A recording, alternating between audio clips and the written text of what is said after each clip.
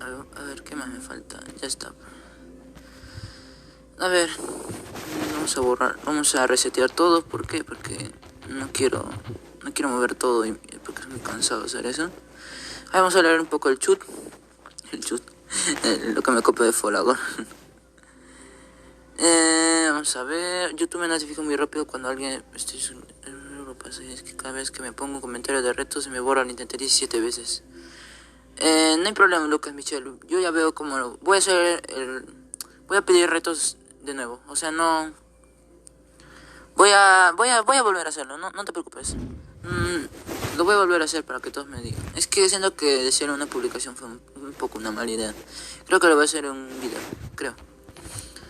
A ver, ¿has vivido un terremoto, Sniffles? He vivido un terremoto, un temblores, sí, pero sismos. He vivido un sismo. En Perú, creo que el año pasado, en julio, hubo un sismo de 7, creo, 6, no me acuerdo bien. Y, uy, yo dije, ya aquí me muero.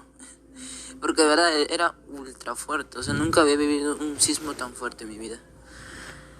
Y bueno, y también duró mucho tiempo y bueno, pues lo menos es que mi casa tiene muchos, esta cosa, ¿cómo se llama?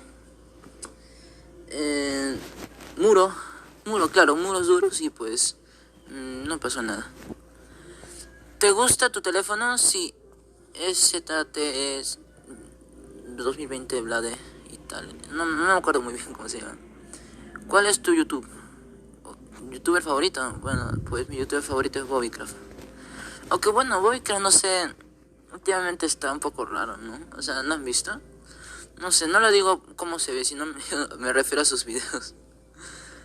¿Me saludas, please? Hola, Christopher Loquendero Productions.